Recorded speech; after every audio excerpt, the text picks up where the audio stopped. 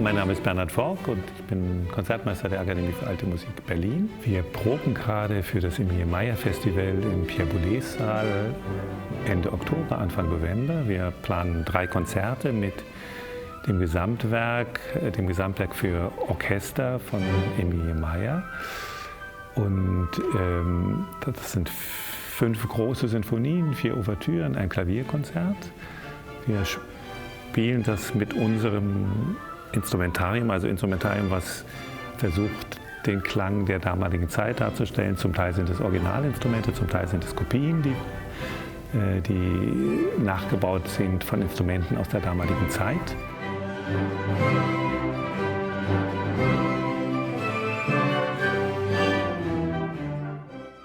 Emilie Meier war zu ihrer Zeit eine Komponistin, die man durchaus wahrgenommen hat. Aus heutiger Sicht ist es ein unbekannter Name, aber ihre Entwicklung ist doch sehr ungewöhnlich. Sie kommt aus Friedland, ist Apothekerstochter und hatte bis zu ihrem 28. Lebensjahr, glaube ich, nur einen Lehrer, den Organisten an der Kirche in Friedland. Und sie hat schon dort sehr, sehr viel komponiert und dann sich aber aufgemacht nach Stettin, um bei Karl Löwe, dem heute bekannten Liedkomponist, auch Unterricht zu nehmen, der sie sehr gefördert hat. Und dort hat sie entschieden, große Werke fürs Orchester zu schreiben. Also nicht Lieder und Sonaten für den Hausgebrauch, sondern sich wirklich dem großen Orchester zu widmen. Das war für eine Frau eigentlich unerhört. Und dafür war eigentlich auch gar kein Platz, vor allen Dingen in Deutschland nicht, weil Frauen gehörten an den Herd und sollten sich um die Kinder kümmern und alles andere war nicht gewünscht. Selbst die begabte Fanny Mendelssohn musste von ihrem Vater hören, dass sie sich doch um ihren Mann und ihre Kinder kümmern sollte und das Komponieren sein lassen sollte. Emilie Meier hat sich entschieden, das Komponieren als ihre Lebensaufgabe zu machen, hat nicht geheiratet und hat sich in diesem Männerbetrieb durchgesetzt. Und sie kam genau nach Berlin 1848, als hier die Unruhen begannen, die Revolution. Sie hat dann, glaube ich, die Stadt auch nochmal fluchtartig verlassen und ist nochmal zurückgekehrt nach Stettin. Aber ab 1850 ist sie dann hier sesshaft gewesen, hat sich eintragen lassen in das Adressbuch der Stadt als Komponistin. Das zeugt auch von dem Selbstbewusstsein und ihrem Selbstverständnis, was sie hatte. Denn in dieser Männerdomäne der Komponisten war es eigentlich unmöglich, sich zu behaupten. Wenn man die Äußerungen kennt, die Zeitgenossen über die Unfähigkeit von künstlerischem Genie oder künstlerischen Fähigkeiten bei Frauen sprachen, dann wird einem nachträglich noch schlecht. Aber sie hat sich sehr selbstbewusst dagegen gesetzt, hat ihre eigenen Konzerte veranstaltet an keinem geringeren Ort als dem Königlichen Schauspielhaus, hat das auf eigene Kosten gemacht und diese Konzerte wurden von der Kritik bedacht. Es gibt erstaunlich viele Kritiken zu den Konzerten. Dass sie eine Frau ist, kommt immer damit auch zur Sprache, aber es war auch sehr viel Anerkennung in diesen Kritiken ihrem Werk gegenüber und das war doch offensichtlich so interessant, dass zu ihrem 3. Konzert dann ein abendliches großes Konzert dann auch das Königspaar erschien. Leider ist sie dann doch, aber das liegt auch an unserem Musikbetrieb, danach wieder in Vergessenheit gefallen, weil dann in die Konzertsäle wieder nur die bekannten Werke Eingang gefunden haben. Aber gerade in letzter Zeit merkt man, dass auch dieses Werk von ihr, auch die Kammermusik, wunderbare Kammermusik von ihr mehr und mehr an Bedeutung gewinnen. Und das Spannende daran ist, also erstens für uns, sich Musik zu nähern, die wir bis jetzt nicht kannten. Und spannend ist auch, eine Komponistin zu haben, die nicht einfach in irgendwelche Töpfe zu stecken ist, die also sehr ungewöhnlich, sehr eigen ihre Sprache gefunden hat. Und diese Sprache für uns wieder zu entdecken heute ist gar nicht so einfach. Also wir merken das jetzt auch beim Spielen. Am 3. oder 4. Tag entdeckt man auf einmal, dass das vielleicht doch noch in eine ganz andere Richtung gehen kann. Also wir versuchen gerade ihre Sprache ein bisschen auch wieder für uns zu übersetzen und sie auch für das Publikum nachher deutlich zu machen. Die Akademie für Alte Musik ist ja eigentlich ein Orchester, was auf das Repertoire der Barockmusik und auch der Klassik konzentriert ist.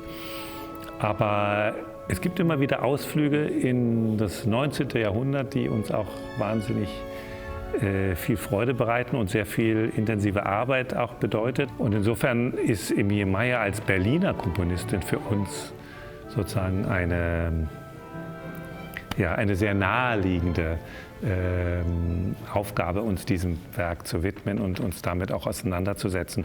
Und auch von der Erfahrung, die wir durch die Barockmusik und auch die Klassik haben, sich dieser Musik zu nähern. Also nicht von heute zurückgucken, sondern auch von der, wie kommt man von Beethoven, von Mozart zu Emilie Meier. Und das ist eine Herausforderung, die uns sehr viel Spaß macht.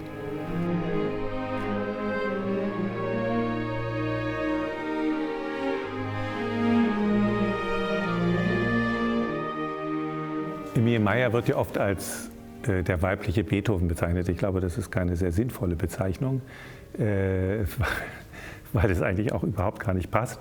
Sie ist natürlich geprägt auch von der Wiener Klassik und das merkt man sehr stark bei ihrem Klavierkonzert, eigentlich dem ersten Werk, dem frühesten Werk, was wir aufführen. Da merkt man diesen Mozartschen Einfluss sehr stark, aber sie ist geprägt auch von der Musik Maria von Webers. Man merkt Rossini-Einflüsse. Wir spielen ja 5 Sinfonien. Die ersten beiden sind noch in Stettin entstanden und die weiteren dann hier in Berlin. Man sieht eine ausgesprochene Entwicklung, auch ein bisschen weg von der klassischen Form.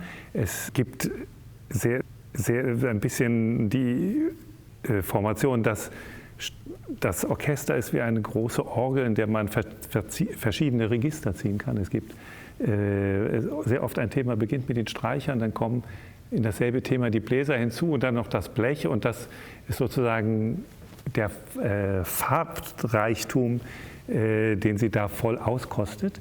Das Orchester wird größer, es kommen noch mehr Instrumente dazu, also in der Faust-Ouvertüre, ihrem bekanntesten Werk, auch dem einzigen Werk, was zu Lebzeiten verlegt wurde, kommt dann sogar eine Tuba hinzu, zu den 3 Posaunen noch. Und es gibt einen wirklich ausgesprochen großen, reichen Orchesterklang. Interessant war, dass sie hier nach Berlin kam und ja auch Partner brauchte, mit denen sie ihre Werke aufführen konnte. Denn sie war nicht vernetzt, sie kommt nicht aus einer großen Musikertradition. Ihr Vater war Apotheker. Sie hat sich da irgendwie ganz alleine durchgesetzt und ist hier in Berlin auf einen Kapellmeister gestoßen, Wiebrecht, der eigentlich Militärmusik in erster Linie machte, der aber bereit war, mit seinen Musikern ihre Werke aufzuführen. Offensichtlich muss das sehr gut harmoniert haben zwischen den beiden. Und ihre erste Sinfonie hier in Berlin ist eine in C-Dur, die sie auch Militärsinfonie genannt hat. Es ist eigentlich ein sehr feines Stück. Es ist jetzt nicht das, was man sich unter Militärmusik vorstellt, aber es gibt allein durch die Instrumentierung eine Piccolo-Flöte, die dazu kommt, also dieses Signalhafte und Triangel und Trommel, die sozusagen diese Militärfarbe verdeutlichen. Und das war, glaube ich, auch die Sinfonie, die sie als erstes hier in Berlin aufgeführt hat im Konzerthaus.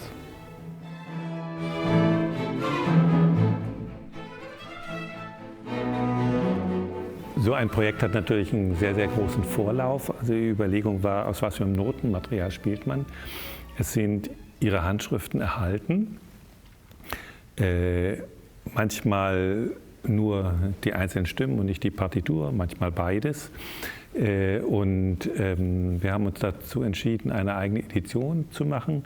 Dann gibt es viel Überlegungen, weil Artikulationen in Stimmen und Partitur abweichen.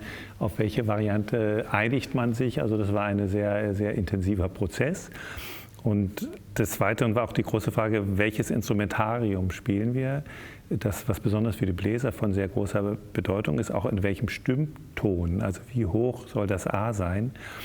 Und es ist dann für unsere Bläser immer eine große Herausforderung, genau die Instrumente zu finden, die für diese Werke genau die passenden sind. Ja, ist auch an den Proben jetzt, haben wir manchmal umentschieden und gedacht, genau ist es besser hier vielleicht doch es auf einem anderen Instrument zu probieren, was genau für das, was sie dort schreibt, die idealen Bedingungen bietet. Aber es insofern ist es auch nie fertig. Es ist so im Moment ein Entstehen und wir haben ja auch noch ein bisschen Zeit und es ist eine sehr spannende Arbeit, sich damit auseinanderzusetzen.